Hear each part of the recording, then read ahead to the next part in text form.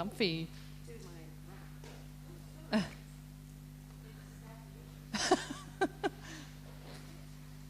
Okay. Yeah. All right. So, yes, go for it. Get yourself comfortable. Rather than it be laying down. Put the beanies like that. Yeah. Then stick your bum in there and wiggle. Still on, Yeah, I know. Yeah, too laid back. We good? Okay. Get yourself comfortable. So as I said down in the Earth Ballet, we are super lucky to have Stef here in person, which is really good. And he's going to share some really great mindset stuff with you today. So I'm excited to hear what Stef's got to share. But you would have seen from his bio that I posted that he is an amazing mindset coach. And he's going to come back and do leadership with us next week. But it's worked with elite athletes, with elite soldiers, and a whole raft of people and execs, etc., with all the stuff that he does. So I'm super excited that you're here, Stef. Thank and you. I'm really looking forward to all the stuff that you've got to share with us. Appreciate that, Mel. Thanks. So over to you. Do you want everyone to introduce themselves, or you want to just start off? I'll start off and I'll get them Perfect. to do all that. Yeah. Over to you. Thank you. Thanks. How are we, everybody? Morning. Everybody well? How long have we been here for? About 2 weeks. 2 weeks. 2 more weeks to go then, yes? Before we get started into the presentation and whatever it is that we are going to open up within ourselves today, I'd like to get to know a little bit about you from you. So can we start from my right to left? Tell me anything you wish to tell me about yourself. No, this is meant to be working. Oh, for the guys, yeah, why not? Yeah, probably because it's recording, yeah. Good idea. Hi, I'm Gillian, and I'm a bit schizophrenic between Australia and the UK, and also between working with businesses and working with families. I'm wanting to move from more than that, nearly 40 years working in the business environment throughout the world to working with families, taking what's worked in the business arena and translate it into the family environment, because most of it's relevant. I love your logo. The Flower of Life is something that's very dear to my heart, especially since I've been to Abydos. Wonderful. Well, before you pass the microphone on, tell me something about yourself that you're very inspired by. I'm very inspired by the Egyptian and the sacred geometry, and how the collective consciousness works. Okay. Good. Thank you. Hi, I'm Jan. Hi, Jan. What was the question? You see, this is how I am. What was the question? The question was, tell me something that deeply inspires you, but also tell me just a little bit about yourself and anything that you'd like to share. Oh, okay. Well, I'm an ex-sustainable pig farmer. Yes? From where? Which It was geographical Cumbria area? in the Lake District. Okay. Oh, Yeah, lovely. yeah. I was there a few years ago. Yes. So I spent the last 6 years up on a mountain in all weather conditions. Beautiful. Building a giant straw bale barn. I've got to say, it's probably the most fun time I've had. But what I did realise about myself is that I'm an outdoors person, and I totally lose the plot when you stick me in the office, you know. And yet I've spent 20 years in offices. So that was interesting. And you're no longer there anymore? No, I've stopped doing that. I had to come off the mountain because I used up my 9 lives, really. So it's kind of like, the advice is, Jan, you need to get off and go and do something else. Okay. So Jan mentioned something really interesting there. Jan, isn't it? Yes. It is, yeah. Jan mentioned that she realised that being stuck in an office is not her. Now, that's very symbolic of something, and we're going to discover that, because today and in the next session, I'm hoping. Because it's very important to understand that it doesn't matter what we do, it's who we are. I'm not here to tell you how to make $1 million or $1 billion or $10 million or how to be commercially savvy in your chosen industries, although I could potentially shed some light on that. I'm here to help you figure out who you are here. Because when you get this, and you get this, and there's a symbiosis between this, then guess what? Whatever it is you wish to achieve happens quite effortlessly. Not without challenge and difficulty, of course, but the journey itself is authentic and congruent. And that's what we're about. That's what mindset is about. That's what sovereign leadership is about. And we'll speak to sovereign leadership in the next session, but I want to make a mention to that now because I want that term sovereign leadership to stay in your mind, because sovereign leadership is governance of self, is understanding self so deeply, so profoundly, so connectedly that, guess what?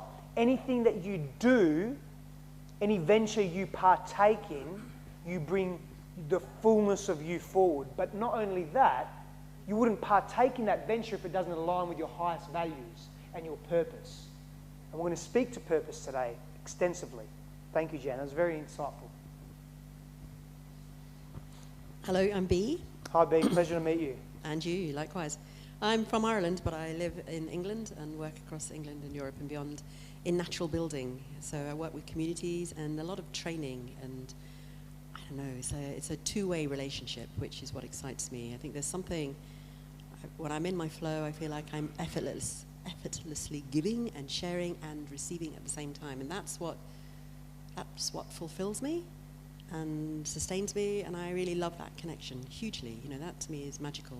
I'm doing that a long time, and I feel like I've, certainly in the last few years, since 2011 when I started on my own, open to the universe. I didn't make a plan of action. I just said yes to every job or opportunity in relation to natural building that the universe offered me. And I had the most incredible relationship. Every job was extraordinary. So all of that was super magical, and it's taken me, by being open, into a direction that really, really moves me. And I want to continue that. I'm here because I have this slightly disconnected relationship with money. So I'm wondering if I now need to engage differently with the world of money and monetizing what it is that moves me. So there's this kind of clarity I'm looking for there, and systems that will help me do that as effortlessly as possible. So it's a bit of an issue for me. You create a profile? Yeah. It's interesting that's a big passion of mine. I had two businesses previously. One was I was deeply and directly involved in medical cannabis and industrial hemp. Wow. So we used hempcrete as a building material. Know it very well. Yeah, as a strong insulator as well. And that's a material. The hemp is the material science developed around that is really gaining traction internationally, as you probably know. But I'm very interested in material science and the building of sustainable materials, sustainable structure. So we'll talk about that later. Definitely. But to speak about, I want you to, because this is really important for all of us. Actually, this is very interesting.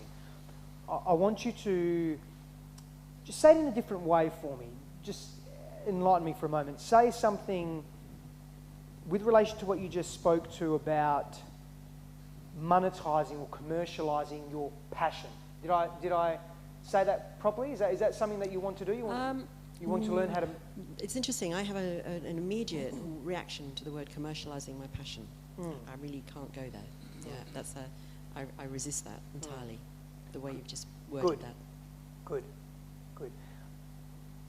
Hopefully, by the end of today, if we can achieve at least some movement there, is that you'll feel a little bit more comfortable with commercializing what inspires you, or monetizing what inspires you, or growing materially what inspires you.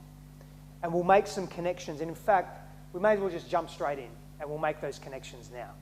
And we'll touch on them now, and we'll come back to them again later. Okay? Because this is important for all of us, because I've had the same blocks throughout my years and through different businesses and just moving through the world in general. I've had those same blocks where it has been, in my mind, wrong to make money from something that you love doing, or it's been wrong to make a lot of money because money is evil or money is not appropriate. And these are old behavioral patterns that have come from my upbringing.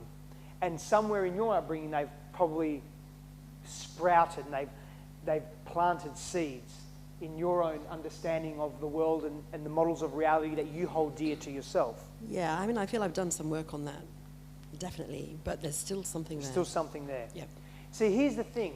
Sometimes when we make a connection, we have a light bulb moment that goes off. You see, do you believe in what you do? Does everybody here believe in what they do? Yeah. Does everybody, at least to some extent, believe in themselves? Believe in their integrity, in their intention to move through the world, to give the best version of themselves and to add value to the world and to those around them, to those that they love. Does everybody have that belief? To some extent at least, yeah? Cool. Yeah. So if you can maximize the impact that you make with the knowledge that you have, the wisdom that you carry, not only the material wisdom or the intellectual understanding that you bring to the world, but also the essence of you, the way you deliver that. Would you agree that if you could bring that essence, that wisdom, that passion, that inspiration to as many people as possible, would that make a bigger difference in their lives? Yes. And would earning more money as a tool, having more money, having more financial cushion, it's called a financial cushion, where you're supported in your endeavor, where you don't have to place mental energy and stress towards, am I going to have enough money to sustain myself, to feed myself, to look after my family, to move on to the next business venture, to expand my business? Therefore, money as a tool becomes a very attractive commodity. And I'm using these terms purposefully. Everything I do, and I'm going to tell you a little bit about myself in a moment, but I want to hear about you first. Everything I do with purpose. Everything I say, I'm very careful and articulate with how I say it. I say commodity very purposely because you have a friction point around commercial, around monetization, around commodity. Not everybody, but you do. But I have in the past, and some of us will to some degree, and that's okay. We're going to move past some of those points though. But make that connection about how money can support your vision and your dream. And if you believe in your vision and your dream, then you use money or commercial business or marketing, certain marketing principles or the art of negotiation or whatever it is that, whatever aspect of the business you are attempting to build into the business, then you'll use that to benefit what you're trying to do for the world at large, yeah? Cool. So we'll come back to that, yeah.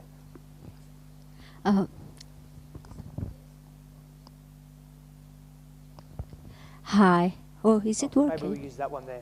Can we have that microphone, please? Can we have that microphone back, please? Thank you. It's not working too. Maybe the battery's flat. Thank you. Is it working? Hi. Yeah, it's working. Thank you. My name is Monica. It's a pleasure to meet you. To have a human coming in and walked in and connecting with that, it's amazing. What you said, everything I agree. And the same way, I am struggling in a similar problem myself. I originally came from Mongolia, and whole my life I've watched my parents suffering and challenged by the financial things as well as relationship and everything. And then my father was an amazing man, a teacher at heart, and he did all the integrity and purpose and everything. I watched him, I learned a lot from him. But when he passed away, sorry. It's okay. And when he passed away, I've noticed there is something he's missing.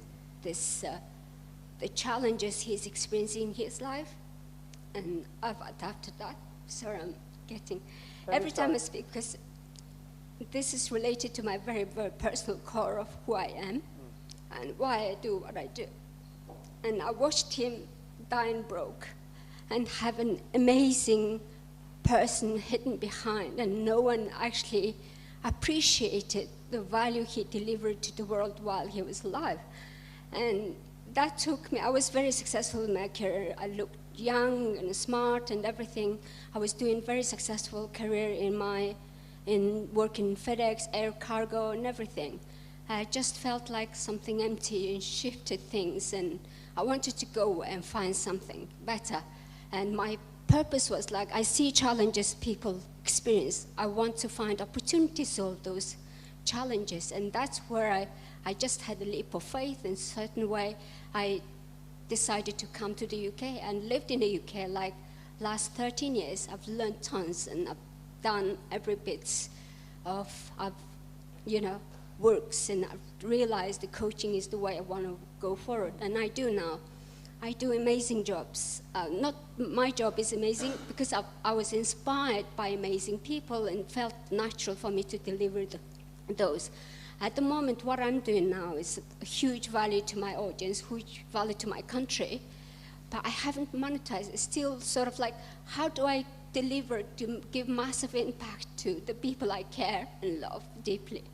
So yes, I'm here for the purpose of that, and I do lots of free stuff because they can't afford it. I can see them struggling. I don't want to rip off in a way, but I can also, I see also money's been in a big challenge for every area, to everyone's life. Now I'm here to create something that gives them impact, as well as me really being able to use the money cushion to support the people I care about. So that's where I come from. And thank you for your message. Thank you for sharing. I very much appreciate the raw emotionality that's coming out, and the truth and the vulnerability and the authenticity that's coming out there. And I want everybody to know here, we don't have to have one without the other. So we don't have to be able to give and not receive. In fact, you must give and receive in equanimity. Now, what that looks like is very different for everybody. So you may be focused on one area of life, and we'll speak to different areas of life in a moment as the day unfolds. But we can give and receive in equanimity. If you give and give and give, and you're not receiving where you're supported, you'll stop giving, and you won't be of value to those around you, to those that you love, to those that you haven't met yet. You have to learn how to receive. That does come down to mindset, that does come down to belief systems, that does come down to understanding self, that does come down to being connected to values, that does come down to understanding one's purpose as well. Comes down to a number of factors. Comes down to understanding your shadow self. Have you ever heard of shadow self in the world of psychology? We'll speak to that. Thank you. Thank you for sharing. You will do. Yeah, hi. I'm Manu. Hello, Manu. I'm from India, and I started my career with the IT industry and the company IBM. And as Jen said, I was also here I worked there for 2 years, and I got bored from the desk job, and I just started on my own. And till date, I've started and shut down 14 of my businesses with drying up all my pocket. But here I come to know that I'm an accumulator, and in the year 2011, I started working in real estate, which really excites me at the moment. And I've been doing pretty good till then, because this is what I just came to know here, that I'm an accumulator, and this is the energy which really excites and guides me. And what excites me and inspires me about myself is I never give up, and this is really, I feel confident and really feel proud about myself, that I always look out for, when all the doors are closed, I always look and try to find out which door is. There must be some door, there must be some way.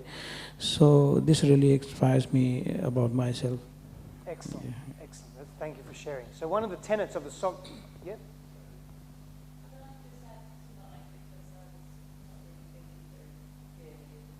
Of course. Pass it down, people, pass it down. What really inspires me is understanding and seeing what makes people tick, and human behaviour and why we do what we do. Good, good. I think every human being should have that intrinsic, instinctual understanding of wanting to understand others. So what Manu spoke to about that resilience, that resilient warrior attitude, that persistence, that tenacious attitude, just going and going and going. That's one of the tenets of the sovereign leadership model that I've developed. There's 14 tenets. One of them is a resilient warrior, and we'll speak about that next session. But I'd like to make note of these. Thank you very much for sharing, people. Very much appreciate it. I hope that you all don't mind being challenged. Up for it? Good. We'll do some challenging today. A little bit about me. Thank you for the introduction, Mel. Very much appreciate it. I've been very fortunate and blessed to work with some amazing people in my time, from gold medalists, Olympians, world champion fighters, elite special soldiers, special forces soldiers, and everybody else in between. I've been in the health and wellness industry for about 15 years, 16 years or so. I've travelled extensively around the world, working but also just following what inspires me, internally, experientially. Visited over about 54 countries. Still going very strong. Been here a few times, that's for sure. I do love this place, beautiful energy about Bali, about Indonesia. I have degrees in psychology and philosophy, a master's degree as well, not so much relevant to psychology and philosophy, but more relevant to what you were speaking to. Yeah, in ecological studies and business as well, so commerce. In my time working with people, I have always been very attentive to listening to people and understanding people, because through our environment we understand ourselves.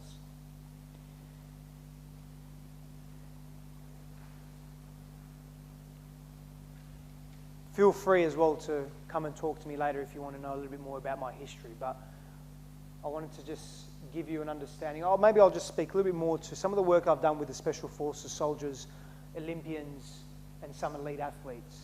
Mainly because their mindset is very interesting.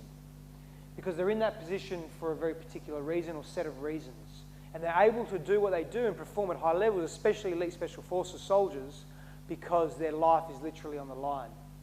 So I've trained with them, I've trained them in mindset and physical training. I've observed them push every faculty of their being to the nth degree. Very interesting to be able to observe that. When we work in extremes, we understand ourselves, we have a capacity to understand ourselves pending, we pay very close attention to ourselves and we move with intention. Capacity to understand ourselves at great depth. Now I say that because it's very important for you to understand that attention and intention can be applied to any area of life. It needn't just be applied to being on a battlefield or executing a covert operation or whatever it may be, or aiming to win an Olympic gold medal. Attention to self, attention to process, attention to environment, attention to transformation, attention to anything that requires your attention is very important. And articulating that attention with a very specific intention, moving with deliberate action every day, every moment of every day, is also very empowering for the human being. It gives us clarity and structure, and we move from a place of chaos, internalized chaos, to a place of feeling deep clarity within. And this is what we want to do today. We want to lay some foundations of establishing a mindset of clarity, abundance, wisdom, confidence, and empowerment. Empowerment of self, empowerment of journey, and then your ability to empower others. But if you can't empower yourself first, you are going to struggle immensely to empower others. You want to be of great service to your country. If you can't empower yourself or be of service to yourself, hard truth is you will struggle to empower others. If you don't believe in yourself, if you don't understand yourself in fullness, you will struggle to give that to others. And we'll discover that when we speak to sovereign leadership, because there are many different leadership styles out there. Servant-based leadership, neuro leadership, autocratic style leadership. There's about 52, 53 styles of leadership. They mean fuck all, to be very, very clear. Because if you can't govern yourself, pardon my swearing if I've offended anyone, part of who I am. If I didn't, I wouldn't be authentically me. Therefore, you'd be getting a fragmented, broken version of self. Therefore, you wouldn't be getting full value. Yeah? Cool. Note that. I say that for a very specific reason. If you can't govern self and don't understand self, that becomes a problem. So what is mindset and why is it important? Mindset is holding a set of beliefs about self and the world that impact, influence, and affect the entirety of our lives, that affect every single aspect of our being, our relationships, our relationship to self, our understanding of the world, our models of reality, our belief systems, the way we move through the world, the way we govern ourselves. Mindset's very important. There are various mindsets that we can implement in life. But today we're going to speak to growth mindset and fixed mindset, or fixed/rigid mindset. Maybe you've heard those terms before, maybe you haven't, but we're going to unpack them. We're going to do some testing today around what type of mindset you have. It's going to be exciting. You're going to learn more about yourself. Because the more we learn about who we are, the more we can give and the more space we allow to receive. Because we have clarity on what we want. We're not walking through the dark, not knowing where the light switch is. We know exactly where the light switch is. There. I like imagery. I've got a lot of slides here, but they're all images because it evokes a particular aspect of the mind and the brain and it stimulates us. Hope you like my images as much as I like them. What will mindset do for you? If you have a If you have an aligned mindset with what you value most, that is conducive to your core belief systems, and that is conducive to what is most important to you in life, you'll be very successful in life. Success not being defined by achieving an outcome, success being defined by living authentically, by taking action, by stepping into courage, by the process. Success being defined by partaking in the process and being open to learning in that process. I'd imagine you've made many mistakes in your business, but have you learned from them? Have you grown from them? Have you been able to receive more and give more because of those mistakes? They're not mistakes. They're just experiences. It's how we label them. And when we label them emotionally, that can hinder our growth in certain areas. So I want to get immediately into what is chaos. That's the first part of this session, about the hour and a half. We're excited. Oh, you like that? Yeah. So and we'll speak to this later, has everybody heard of the samurai warrior? Yeah. The Bushido principles of the samurai are very interesting. There's 7 core principles. But we're not going to speak to them today, but we'll speak to one of them. One of them is moving with deliberate intent. They would sit every day.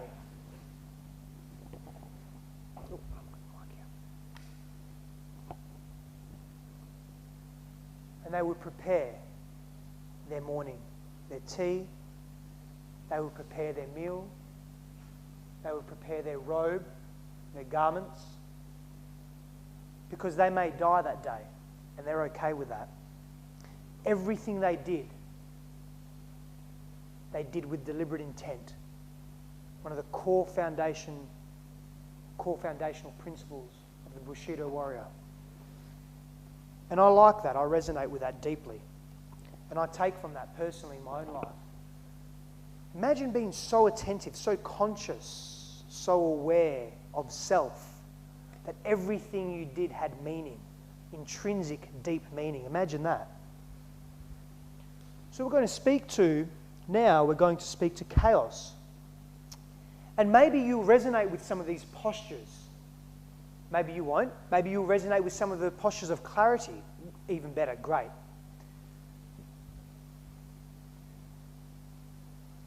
When we're in chaos, we experience disconnection.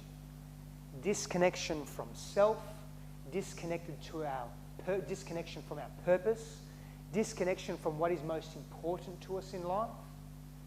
We experience disconnection in our everyday action when we're in chaos or turmoil, inner turmoil. So chaos refers to confusion, which is a byproduct of being in chaos. So we're going to speak to as well, I'm giving you, here's what chaos is, here is what clarity is, what clarity can look like, what clarity can feel like, what clarity can be like. And here are some tools that we can implement to move from chaos to clarity. That's what we're doing today. We feel challenged in our relationships. We feel challenged in our intimate relationships, our family relationships, our business relationships, because we don't have direction when we have experiential chaos. We carry the chaos in every area of life. When we're uncertain about who we are. Again, uncertainty is, and you'll see this in a moment, a posture of being in chaos and living in chaos. Now, let me explain to you why we are moving through an understanding of what is chaos, what is clarity. Because when we have awareness and consciousness about our state, when we cut the bullshit and we stop ignoring who we are, and we get very clear and very aware, and we say, I'm going to take ownership of this state. I'm going to acknowledge that I've been living in a state of confusion, or that my relationships are challenged, and this could be the reason why. Instead of ignoring them, we bring that information, that awareness to the surface. It becomes conscious. It then becomes malleable. When something is malleable, we can transmute or transform it, including an object, a behavior, an ideology, a belief system, an emotional state. It becomes malleable. But it cannot become malleable if we don't make it conscious. So we have to step into courage. We have to take ownership of our stuff. And when we do that, we become empowered. And we move from chaos to clarity. At any point in time, I want you to ask questions. I want you to talk to me. It's a very interactive discussion. I don't just want to be up here barking and speaking. I want you to interact. And if you feel the urge to scream or say something of relevance, say it. Because what you're thinking, someone else may be needing an answer to. Yeah? Confusion. We experience confusion. We oscillate between, should I do this? Should I do that? Should I be here? Should I be there? What direction do I take? Do I take this direction or do I take that direction? We don't have conviction in our decision making. We're confused because we're in chaos, because we're not connected to self, because we don't know ourselves enough. I hear this all the time. I've done work on myself. I say to myself all the time, I've done work on myself in that area. But here's the thing, every time you're exposed to new experiences or new information, or you meet new people, you're exposed to a new way of being. That adds to your life. So what that means is the work that you did 2 years ago, 1 year ago, 3 years ago, 20 years ago, and maybe you equilibrated or you balanced or you understood an area of self or life, and you thought, oh, I've got this, I've nailed this, I've moved through this space, I'm good. 10 years later, there's more that you've learned, that you've grown through, that you've experienced. Therefore, maybe you need to revisit that sticking point that once was a sticking point that no longer was a sticking point for that period of time, but maybe it is a sticking point again now. But with that foundation, with that knowledge that you had, that you have, should I say, and had, that you worked through, maybe you apply that knowledge to this sticking point again and you readdress that issue. Does that make sense?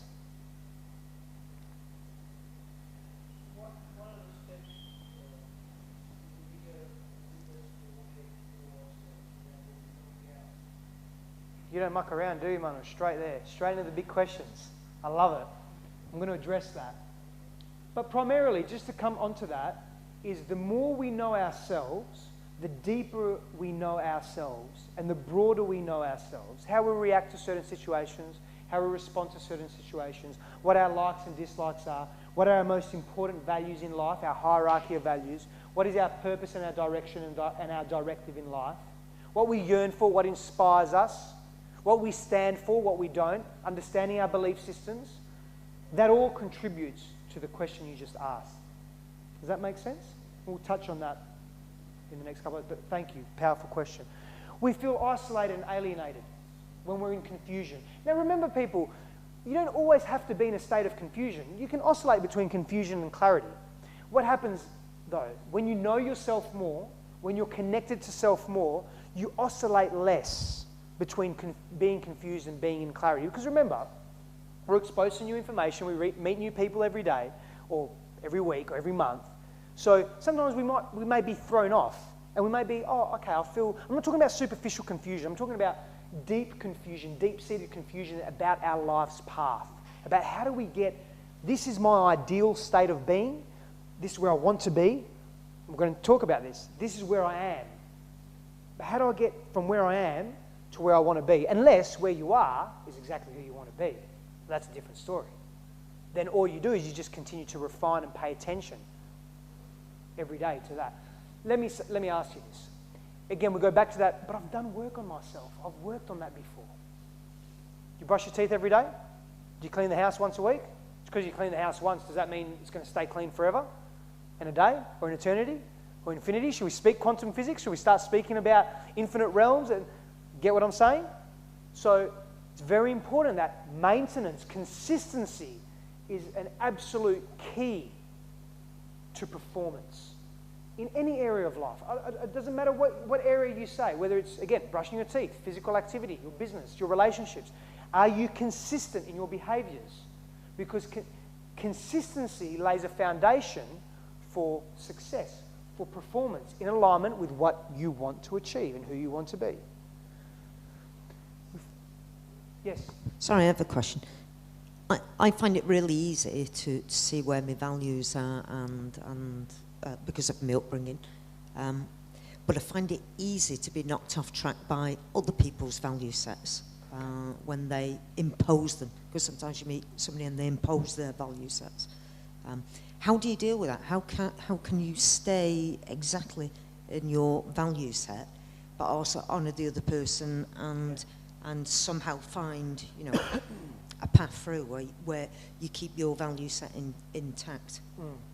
And look, there's a number of paths that you can take to achieve that. One of the foundational paths in that is connecting your values to an inspired state of being. So being so deeply inspired by what you do, not motivated, but inspired by what you do, that you have absolute clarity that that is your purpose, that is your mission, that is your vision, that is your dream for self, that no matter what happens, you don't get thrown off.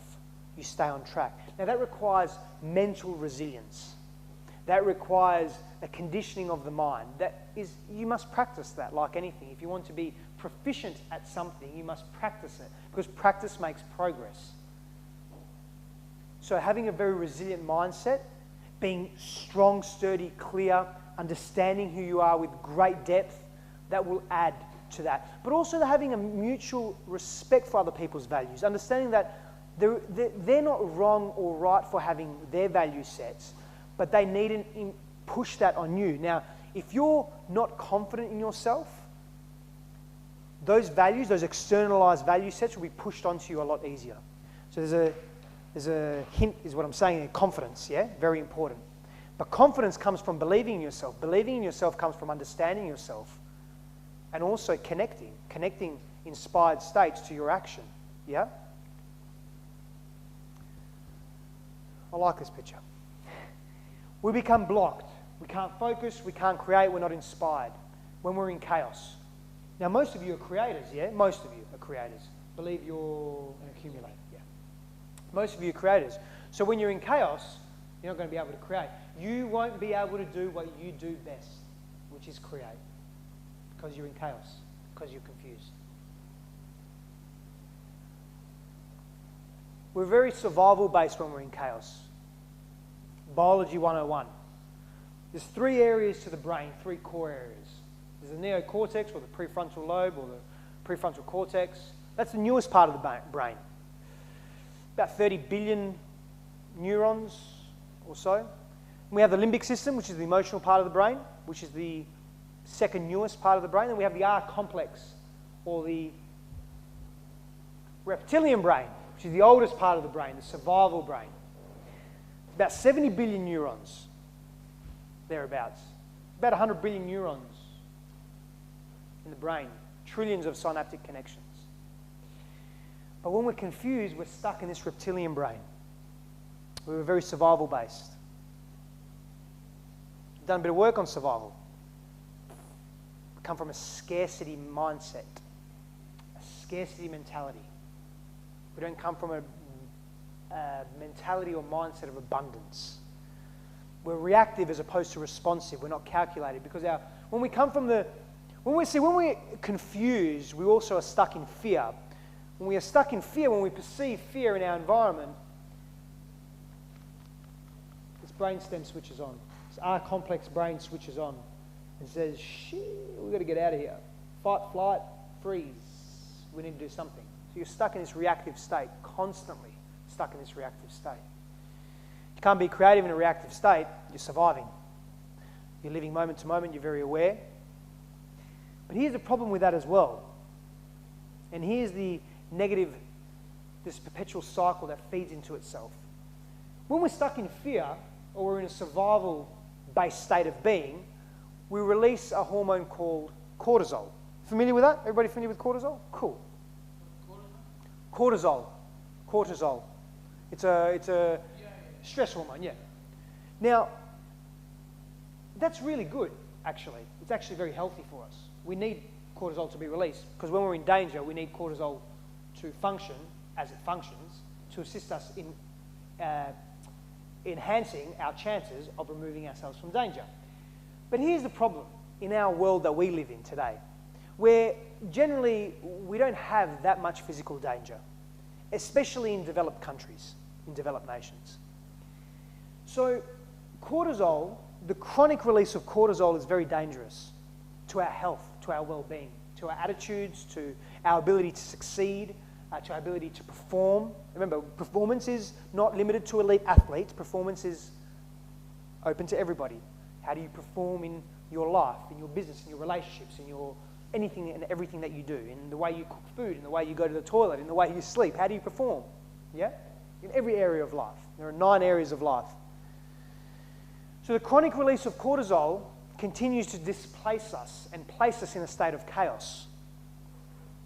Now, here's a tip for you. This is a side note of what we're talking about now. Just a side note.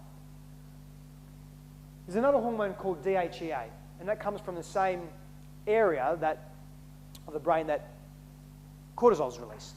And that diffuses or neutralizes cortisol. So biochemically, it's wise for us if we are experiencing chronic stress, and chronic stress is very closely associated, in fact, directly associated with feelings of chaos or being in states of chaos or turmoil, inner turmoil. It would be wise to learn how to release DHEA.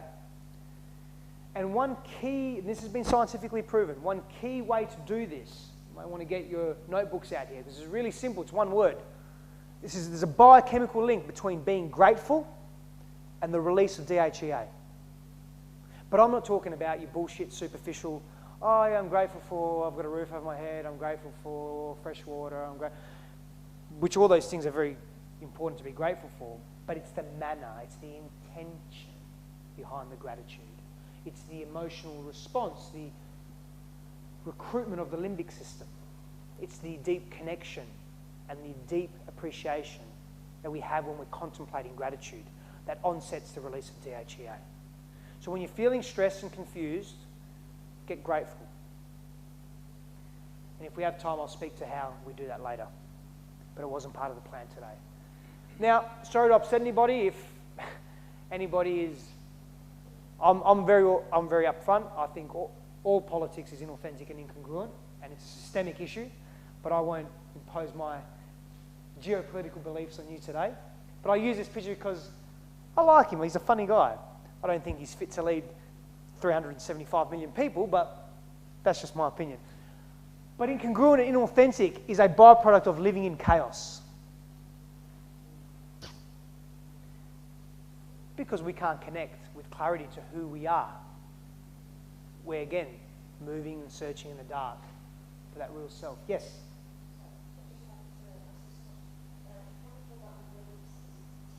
D for Delta.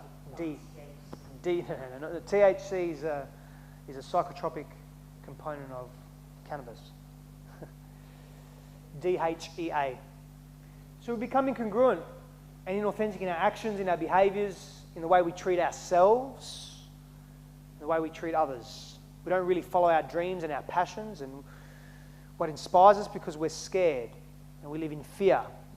And that fear perpetuates and that inauthenticity perpetuates. And then those around us get a broken, fragmented version of self. They don't get the fullness of who we are.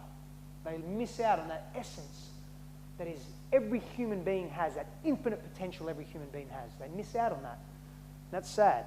Sad for you, sad for those around you, and sad for those that haven't even met you yet. When we're talking about making your why bigger than you, that's important to consider. We become very indecisive when we're confused. Have some of you experienced that before? That indecisiveness? which direction to take in life. And then we get stuck back again into that victim mentality or that mindset of scarcity or woe is me or the experience of pain or the focus on pain. You see, what we focus on becomes us. And this isn't woo-woo spirituality. Not that there's anything wrong with woo-woo spirituality, big fan. But this is also science. And it's also just pragmatic logic. If I focus on this beanbag, what are the chances of me missing what's happening out here? Because I'm focused here. Now, this is not wrong or right, but where do you place your focus? Because if you're placing your focus on second-order priorities or second-order things, and you're not placing your focus on what is most important, then guess what? What is most important gets neglected. What is most important is generally what is most authentic within you. And guess what? Then you become inauthentic and incongruent, and you become indecisive in your everyday life. What we focus on becomes us. Where attention goes, energy flows. We must be attentive to what we pay attention to. We must be deliberate to what we pay attention to. We become very fear-based. We don't want to take risks. You took a big risk. You left your home country. You left your family. Tremendous. Anytime any of you think you are not courageous enough to take the next step in your business, wipe that thought from your head. Because there's been a time in your life, and I'm making an assumption here, you're all older than me, you've got more life experience than me, deeper, broader, that's irrelevant, but you've got more accumulated years than me. Somewhere in your life, you have taken massive risks. You have stepped, not so much out of fear, but you've moved through fear and stepped into courage. And just because you don't feel that you can do that now, it does not mean you cannot. Lean on your past. Lean on the big decisions you've made. And you know what? If it fails, so what? Are you living truthfully? That's all that matters. That's all that matters. Because when you're living truthfully, you're content. Your life is enriched. It has meaning and fulfillment. Meaning and fulfillment are direct foundations for happiness. We'll speak to that later. That's the formula. So how do you be happy? What's the meaning of life? Be happy. What does that even mean? It's so abstract. Easy. In everyday action, are you fulfilled sitting in that beanbag right now? Are you comfortable? It looks comfortable. It's not. Oh, it's comfortable for me. I'm fulfilled right now. I'm super comfortable right now. So here, I just sit here and I'm happy because I'm fulfilled in what I'm doing right now. I'm blessed to speak in front of beautiful people that are all about personal growth and bettering themselves and wanting to be more in alignment with who they are, and that inspires me. So I'm happy, but I'm happy because what I do has meaning. Who I am has meaning. How I move through life is fulfilling. You don't mind me sitting next to you, do you? I'm quite comfortable here. I might stay here for a minute. Now, this is interesting because we're going to speak to mindset extensively today about rigid mindsets and about growth mindsets. So coming from a fixed mindset, so fixed and rigid are interchangeable terms. Coming from a fixed or rigid mindset, and how do we come from a growth mindset? And also let me explain to you that a rigid mindset is a byproduct of living in confusion. And they feed into each other, actually. Having a rigid mindset causes confusion. We don't want to be here. Because as this picture depicts, if you can tell, you're a prisoner in your own mind. You're a prisoner of your own life. You're here because you want to make a difference in your life. But I'm willing to put my left arm, and I like my left arm. I'm willing to put my left arm on the table and say that you're also here because you want to make a difference in other people's lives. Whether it be through real estate, whether it be through coaching, whether it be through sustainable building, permaculture, it doesn't matter what you do. That's irrelevant. If that's your calling, See, here's something that's interesting. We only need to look to nature to understand what's most important in life. And when you look out there, and we are in a tropical/subtropical region of the world, look at how much biodiversity is in this human-made encapsulated structure. Because if this concrete and this very deliberate structure wasn't here, there would be thriving, there already is anyway, but there'd be even multitudes of thriving biodiversity out there. Because natural ecology, when you go to a you step foot in a rainforest, there are millions of species, from bacteria to fungi to flora to fauna, that thrive. And that rainforest thrives because of that biodiversity. Culturally, as a humanity, we thrive because of that biodiversity and interest in what you offer the world, in what you offer the world, in what I offer the world. Not everybody needs what I do or who I am. Not everybody needs what you have. But that's okay. Not everybody needs to need that. That's the whole point. You find your niche. Your niche could be a few people. Your niche could be a few million people. That's not even relevant. But you find what you're inspired by. Everything I've studied in my life, like formal study, I've studied not to get a job from it, but because it interests me. That's why. And I'm interested in many different things. I believe that we should all be interested in many different things because we thrive that way. When we're confused, we become selfish because we're scared. We're scared to lose, we're scared to be hurt, we're scared to experience pain, we're scared, can this get any worse? Because what we focus on becomes us. When we focus more on that fear and that pain and that scarcity, we get more of it. We hoard. We come from a place of restriction and constriction. We experience our pain points. We view the world. Our models of reality are there is not enough in the world. There is not enough for me. There is not enough for everybody. There is not enough in the world. And we repeat that. And we repeat. And we repeat. And we become. And we live it. And we reinforce it. See? You tell yourself, I knew there wasn't enough in the world. Because 3 months later, 6 months later, there's still not enough in my pocket, in my life, in my relationships. But you keep telling yourself that. Can I see anything different if I'm just here?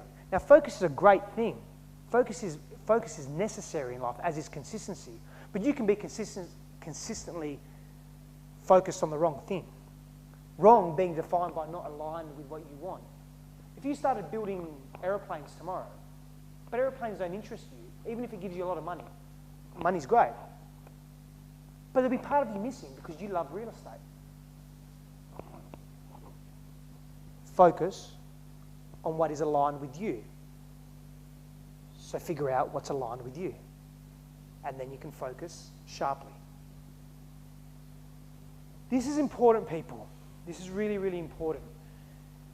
And I'm going to spend some time talking about the shadow self because a couple of questions have been asked about the how. When you do extensive, deep, and I'll call it tantric work, and I'm not talking about the westernized, bastardized version of Tantra, I'm talking about the sacred expression of the human self, the balanced, equilibrated, sacred expression of the human self, where we take ownership for the disowned parts of self, and we rise that from the unconscious into the conscious self, and we acknowledge who we are and who we've been, and who we have capacity to be as human beings. Shift happens within us. I promise you that. I say to people when I have a deep conversation that's relevant, I will say, if Hitler can do what he did, so can you. You have that capacity. I use Hitler as an example. You can use Jesus Christ, you can use Buddha, you can use whatever examples you like. You can use our good friend Donald Trump. We have capacity to be whoever we want. But it's a choice. Now, what most of us choose as individuals, because of society, because of the collective norms that we live our life by, is we choose to suppress and oppress aspects of self that aren't really approved by society. So take a personality trait such as selfishness, for example. If you are overtly selfish or narcissistic, that's a trait that society doesn't really value too much. But if you are a social entrepreneur, for example, that's a trait that society values. You'll be in the light. But narcissism or aggression or anger, for example, is a dark quality of the human sphere. But if you, again, we go back to what I said earlier, if we ignore those aspects of self, they're not malleable. We can't do something with them. We can't redirect that anger into a productive, positive, constructive force as opposed to a dark force or aspect of self that doesn't serve us nor those around us. So the shadow self is a neglect of the wholeness of who we are. And if we don't absorb and acknowledge the wholeness of who we are, the bad, the good, the dark, the light, all of that, the shadow self, then we're fragmented and we're constantly moving through the world with disillusion. And the disillusion comes from this unconscious source that we can't quite put our finger on. We're walking through the dark again. Does that make sense? This is a very quick crash course in shadow work. I'm sure some of you have experienced that before or understand the term. Everything begins with a self. Everything we do begins with us. We experience this when we're confused, and this is really sad. We experience low levels of self-worth. We don't back ourselves. We don't support ourselves. We don't rate ourselves. We don't believe in ourselves. We don't respect ourselves enough to take chances in life, to step forward, to step into our power, to believe who we can be, who we have the potential to be. And we lose out on that because we're stuck in this confused state of being. And that confused state of being perpetuates low levels of self-worth and self-confidence. We get stuck into a victim and blame mentality. Because when we don't work on ourselves, we ignore ourselves, we ignore the self, we experience constant pain points in life. And instead of, and this is called projection. So in psychological terms, it's called projection. So rather than absorbing and understanding who we are as people and how perhaps, yep, I can understand why I've behaved that way. I can take ownership and acknowledge the way I've behaved, the way I've treated myself, the way I've treated others. We blame. We blame others. It's their fault that this has happened to me. We don't take responsibility or ownership for who we are or for our choices. And therefore, we disempower ourselves. And if we are blaming others or we're in a victim mindset or mentality and we're disempowered because of that, as a direct result, we're not empowered. And if we're not empowered, we can't take meaningful, fulfilled, deliberate action on our goals and on who we are and who we wish to be. And that rift between the authentic self and the projected self grows and grows and grows, and the disconnect grows. And who we present to the world is one person, and who we are inside is another, and there's constant friction. What happens when a fish jumps out of water? What happens when this, and this is symbolic of who we truly are, is not expressed outwardly through action and behaviour to the outside world? We slowly die. Quicker than we should. That's a little bit about what confusion is. But now let's speak about clarity. Let's speak to what being in clarity feels like and looks like.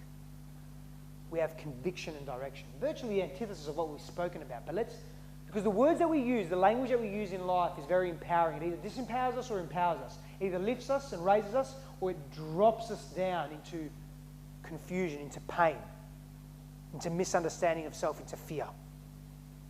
But when we're in clarity, when we have clarity, we are convicted. We are clear in the direction that we're taking. We take that deliberate, meaningful action and we take it with conviction. It's exciting. It's an exciting place to be when we have clarity. And remember, it's normal to oscillate between confusion and clarity. That's okay. But when we're too much in confusion, that's not healthy. And when we are in confusion and it paralyzes us, that's not healthy either. Because if it paralyzes us for too long, that state chronically becomes us, and then we identify ourselves with that. And we lose the hope of becoming clear again and all the benefits that clarity has. We have an expanded awareness of self, of who we are, of our environment, of what is most important to us. That's what clarity gives us. This expanded awareness of self, this consciousness, this expanded, broadened mindset allows us to be the best versions of self. Allows us to give fully, allows us to receive fully. Being in clarity allows us to live in abundance. And when I say abundance, that term I use very deliberately. I don't just mean abundance in terms of monetary wealth or material or physical wealth. That's just one aspect of abundance. There's so much more to abundance than that. It's abundance in mindset. It's abundance in self. It's abundance in belief of self. We are purposeful when we have clarity. Do me a favour. Someone tell me, please, someone speak to me about a time when they were so purposeful in their action. What was the outcome of that purposeful action? And how did you feel? Does anyone want to share that? Scan back in your mind. There's been a time, for sure. Yeah? Tell me. Okay.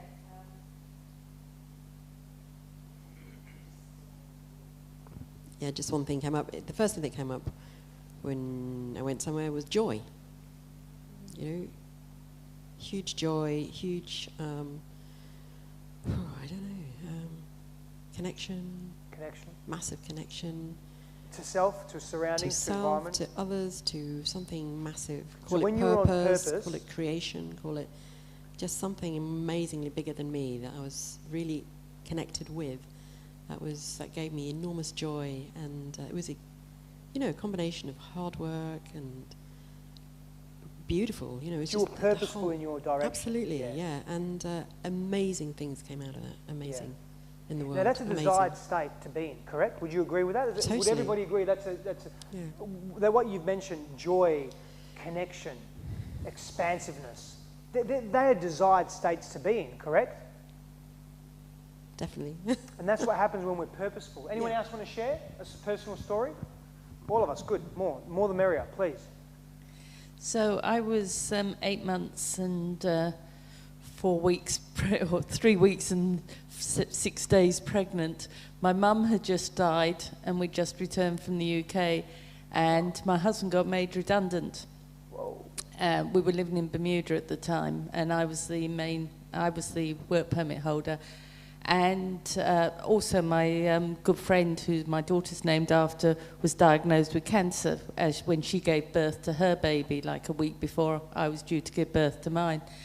And I remember I can still see myself standing on the street, the front street in Bermuda, and just being so, nobody's ever going to challenge my family again. I am going to take care of my family. And the power that went through me at that moment, and it was almost like a joy, I guess, but it was like I have everything in me to look after my family, and that was an amazing situation. Can everybody feel that? Can everybody feel that? That's fucking powerful, yeah? But can you feel that? That I get excited. Like I hear that and I get very excited. Like, that's deeply inspiring. Because those personal tribulations that we've all been through add value to our lives. And this is part of neglecting the shadow self. We don't acknowledge the pain that we experience, how valuable it can actually be, how much it can teach us. Because pain, fear, failure, it's all feedback. It's feedback into who we are. That is so... And how long ago was that? How was my son? 24? 24 years ago. 24 years ago, and it feels to me like this is happening to you now. Like you just had that moment of grand awareness and expansion right now. Not 1 ounce of fear was in me on that day. And I guess it was a vow that I took to myself. We're going to speak to that extensively later. That's wonderful. Thank you for sharing. Did you want to say something?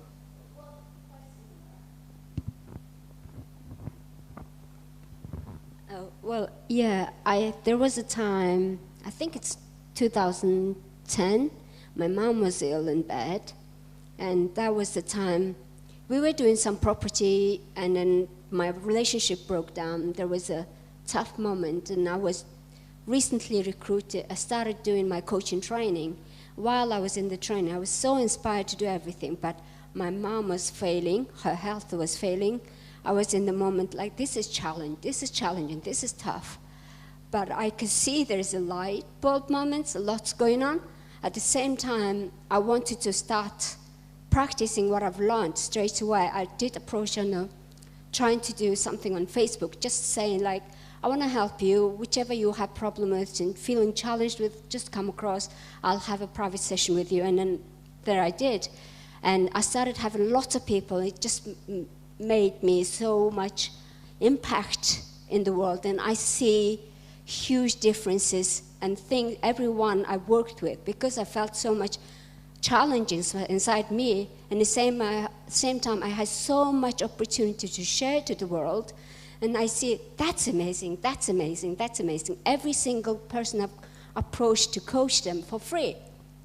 I didn't need the money at the time. I just need the experience of being a coach and seeing myself purposefully putting up in a place like not ashamed of my past or not ashamed of my relationship breakdown and financial situation.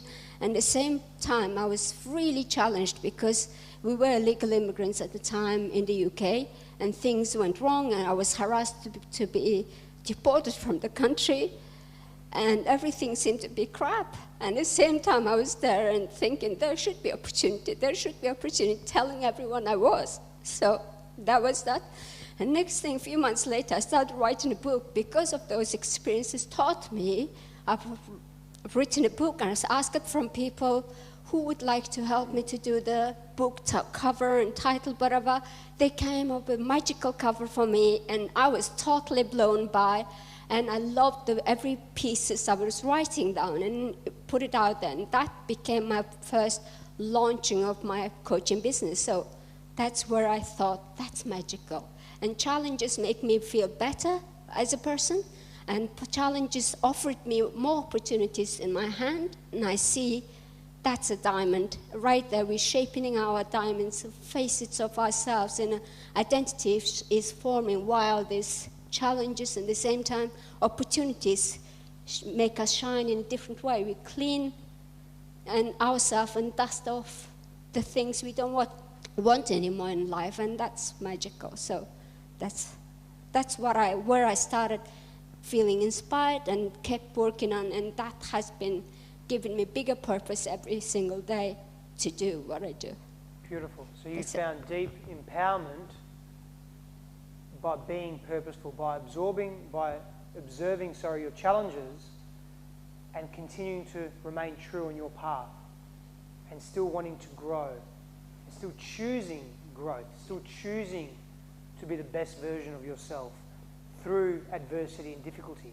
But you had to be purposeful in that situation. We see we grow so much through challenge. We neglect challenge so much. We think adversity and difficulty is something that we shouldn't experience as human beings.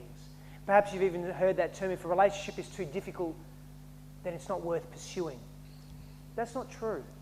Sometimes that's true, but not always. Sometimes that difficulty, that challenge is there to teach us something very intricate about who we are as people. And those situations that we experience that are challenging do just that for us. They teach us about ourselves tremendously. Thank you for sharing. We feel connected when we have clarity. We feel deeply connected to self, to others, to our loved ones. We feel deeply connected to our path, and we feel very deeply connected to our vocation. That's cool. Become deeply connected to what inspires us. That's empowering. Because when we are connected to what inspires us, we can do more, we can be more. The quality of that activity increases. We are able to produce greater substance. We are able to be better versions of ourselves in that space, for ourselves and for others, and for our mission, for our message.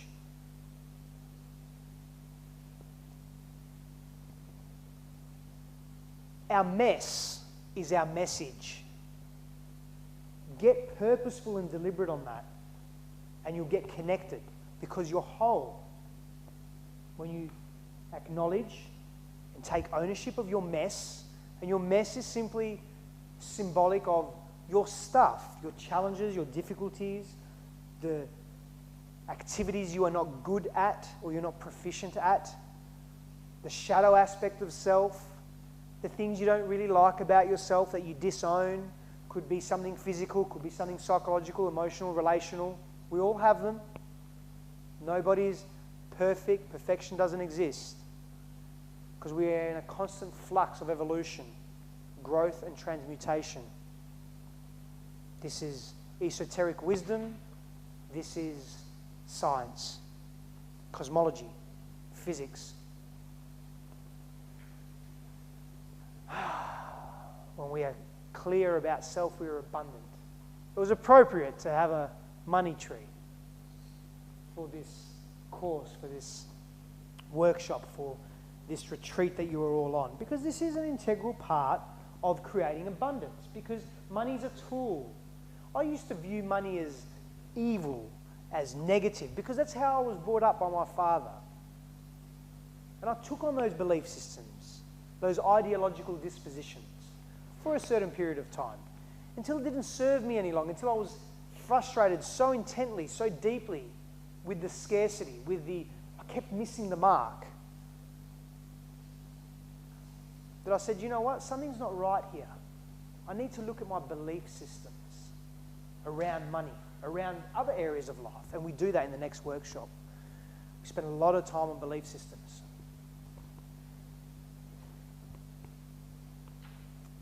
Probably one of my favourite pictures. How cute is that? That's good, eh? I spend a lot of time putting these words. I spend more time on the images than I do on the content. Believe it or not, it's true. I really enjoy the images. But everybody's heard, most of us would have heard, not everybody shouldn't assume, I'm sorry, but most of us have heard of that saying, oh, when pigs fly. And really what it's insinuating is that that's not possible. That can never happen. Or when pigs fly, it might happen. But anything is possible attitude. We have a confidence. It's linked to confidence. It's linked to an astuteness of self, but it's ultimately linked to connecting to self and understanding self deeply, of course. But we have an anything is possible attitude. We come from an abundant mindset. We come from a growth mindset. And we're going to go deep into this today. But we come from a place where, you know what? Yes, that can happen. I don't know how yet, but I know why it's important. And I have the tools and the resources, or if I don't have them, I'll find them to get the people around me, or to get the tools and the resources around me to make it happen. Are you okay? Yeah? Thinking about something? No? Okay. Cool. Good. That's really empowering to know that, you know what, we can make it happen. We can create it. And if we can't create it ourselves, we'll find someone, we'll find a team, we'll find a group, we'll expand, we'll get new ideas. Most of you guys and girls here are creators. Create.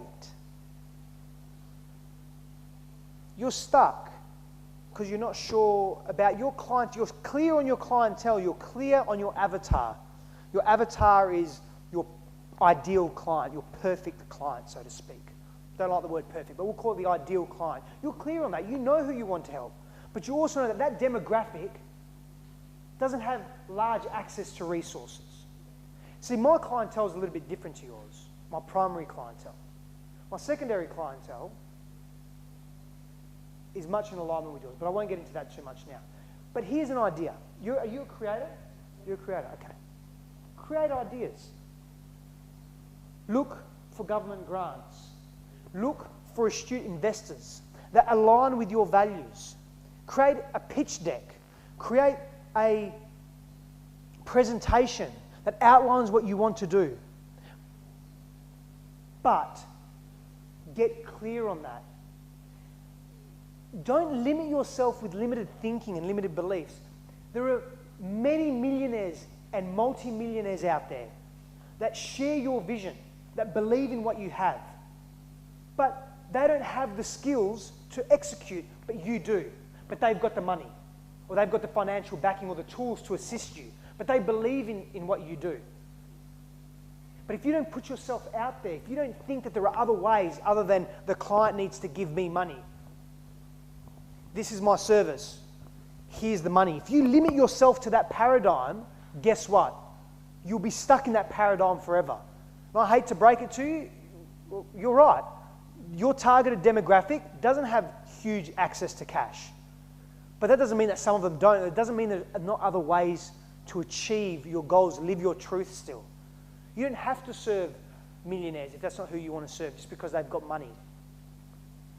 You can create a partnership between I'm assuming you're a UK citizen, the UK government and the Mongolian government. And maybe they support and fund your journey. There are so many different options. There are so many different possibilities. Anything is possible. But if you don't believe it, then it's not. What did Henry Ford say? Does anybody know what Henry Ford said? Anybody know what Henry Ford said? If you think you can, you're probably right. If you think you can't, well, you're probably right. He did say a lot of things, I'm sure. We say, well, we have about 75,000 thoughts a day. I'm sure he spoke a lot. Yes?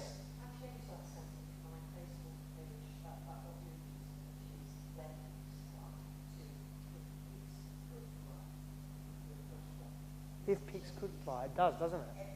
Because language, yes, is so important. If this, then what? If this, then wow. Growth mindset. That is what we are speaking to today, primarily. That's where we want to shift our focus, to a growth mindset, to an empowering mindset, to a no challenge or difficulty is going to get the better of me. So I will work through that, I will move through that, I will understand it, I will observe the value and the benefit in it. One of the few slides with words. Have a read. Spend a minute or so, or 30 seconds, reading that, absorbing that. Bring that into your being.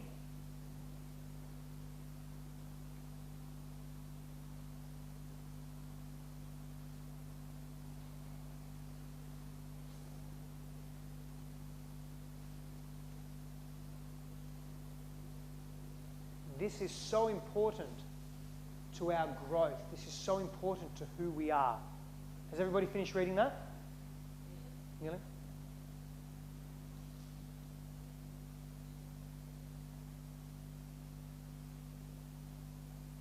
We're going to learn to step into a growth mindset, provide you with some tools to do so. Not only do genes and environment cooperate as we develop, as we grow, as we expand ourselves, but genes require input from the environment to work properly. We are not fixed as human beings. Have any of you heard of the term or the study epigenetics? Cool. Some of you have, some of you haven't. A little bit of research and homework for you. Epigenetics, as it sounds, E-P-I genetics, one word, epigenetics. Bruce Lipton is a prominent thought leader in that area, Dr. Bruce Lipton. We become highly creative and intuitive. Highly creative and intuitive when we come from a place of clarity. And how exciting is it to be creative? And how exciting is it to know where to place your steps, your next steps? Flow, flow, flow. You experience flow. I can see it in your face. I can see you experience flow in your business and you love it and you want more, don't you? Yeah, everybody wants flow. Flow is the natural state of the human being. It's a peak state of performance. Flow. In flow, it's a psychological term, flow. In flow, our prefrontal cortex actually shuts down. We once thought it heightened, but it shuts down and we become very instinctual. And sometimes time flies or it becomes real short, very short, like you feel you have a warped sense of perception of time when we're in flow because you just love what you do, you're immersed in what you do. When we're highly creative and intuitive, we're in flow. We're in integrity. We live in deep integrity when we are clear about self. We have clarity. I'm going to speak to fulfillment and happiness. I've spoken a little bit to it, but we experience happiness. Even in difficult times and challenges, we still experience fulfillment and happiness because we know that we're on our path, because we have clarity that we are on the right path, that we're on the path that we need to be on, that is best aligned with who we are. We live our dreams. We get very clear on our purpose, and we are fulfilled because purpose, having our purpose here, and then taking action in alignment with that purpose provides us with direct fulfillment and meaning, which equals happiness, experiential happiness. We experience gratitude and inspired states of being when we live in clarity. We become resilient and we have sustenance in our actions and in the way we move through life. Because we realize that the ebbs and flows of life, it's natural to experience pain and difficulty and challenge. And it doesn't stop us from living our truth. It does not stop us from being the best version of self, but rather we use and we observe difficulty and challenge and hard times as feedback, as growth, as value.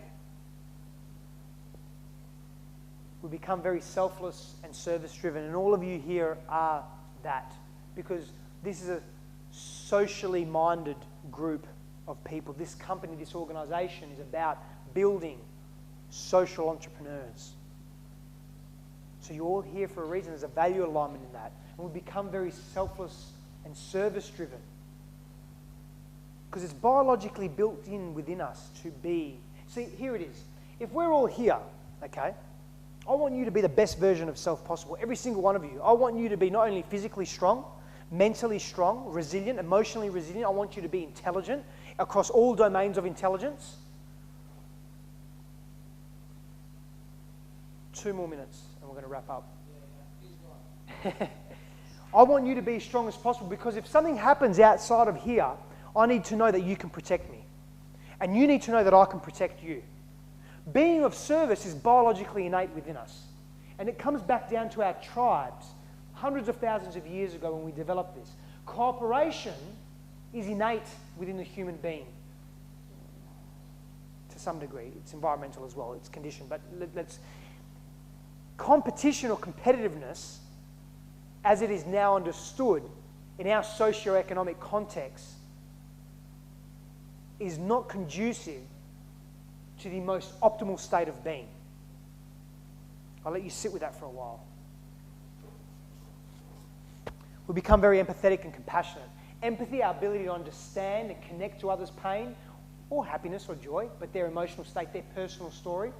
And compassion, being able to act, being able to interact. Because if we're only empathetic, we become stunned by that empathy and we can't take action. The Dalai Lama tells a beautiful story about a man walking in the forest and he sees this man with a boulder on him and he immediately becomes very empathetic. He connects to that pain. He connects to that pain of that boulder crushing his chest. But he doesn't move into a state of compassion or action because he's stuck in that empathy, stuck in that pain. But when we combine compassion and empathy together, it's a very powerful concoction for growth, for being of service, for having clarity, for connecting to others and learning and growing. We're going to be discussing this further in the break. Growth mindset, rigid mindset. We're going to understand that ultimately our successes in life will come from an approach to life, from an understanding and connection to our belief systems and our mindsets as a big part of that, okay? And understanding our past, our present, and our future.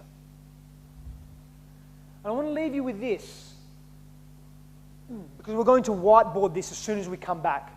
We're going to jump on. No, not whiteboard, but we're going to jump onto the paper, whatever, the whiteboard. We're going to jump on that. Think about this. What is holding you back in life? What are your biggest fears? What serves you remaining in the spaces of red and orange in life? Survivor, victim. Or survivor, worker. Survivor, worker, victim. Intermission. Break time. Of course I can. You don't like the bear? Good.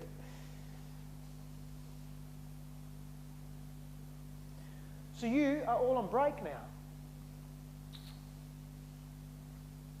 I hope that the first part of our discussion has been somewhat enlightening. Don't make me cry now, people. I get very inspired. Thank you, sir. Thank you very much. Do you need that up there still? No? I like the bear. He's having a rest. So you can have a rest now as well from all that thinking and feeling. Thank you very much for your time. Very much appreciated. Enjoy your break. We look forward to having you back in the next, when is it? At 11. Oh, 20 minutes. 20 minutes. Wonderful. Thank you.